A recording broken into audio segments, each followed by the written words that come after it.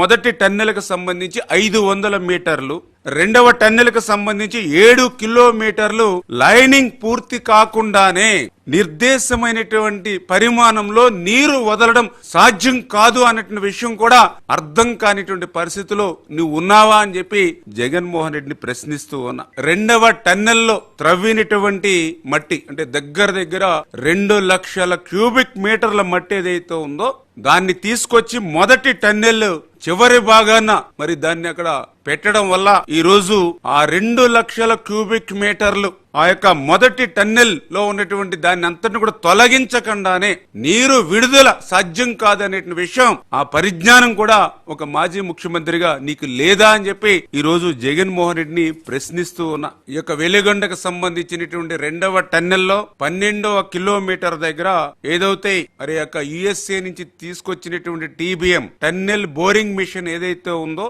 అది చెడిపోయి బయటికి తేలేనటువంటి పరిస్థితి ఉంటే గత 3 సంవత్సరాల నుంచి కూడా దాని పని లేకుండా బయటికి తీసుకురాలేనటువంటి పరిస్థితి ఉంటే నువ్వు తాడేపల్లి రాజప్రసాదంలో మొద్దు నిద్రపోయి ఆ యొక్క 12వ కిలోమీటర్లో రెండవ టన్నెల్లో ఉన్నటువంటి ఆ టీబీఎం ని బయటికి తీసుకురాకుండా నీరు విడుదల సాధ్యం కాదు అనే విషయం కూడా ఆ జ్ఞానం కూడా మరి నీకు లేకుండానే మాట్లాడుతున్నావా అని చెప్పి ఈ రోజు జగన్మోహన్ రెడ్డిని ప్రశ్నిస్తూ ఉన్నాం. ఏదైతే ఇంకా 30% బెంచింగ్, ఎందుకంటే ఇది చాలా ఇంపార్టెంట్ వర్క్, ఎందుకంటే చాలా స్లో మోషన్ లో చేయాలి. ఎందుకంటే డ్రిల్ చేసి బ్లాస్టింగ్ చేయవలసినటువంటి పని రెండవ టన్నెల్లో ఇంకా 50,000 నుండి 1,00,000 క్యూబిక్ మీటర్ల రాతి వ్యర్థాలు ఏదైతే తొలగించవలసినటువంటి పరిస్థితి ఉంది.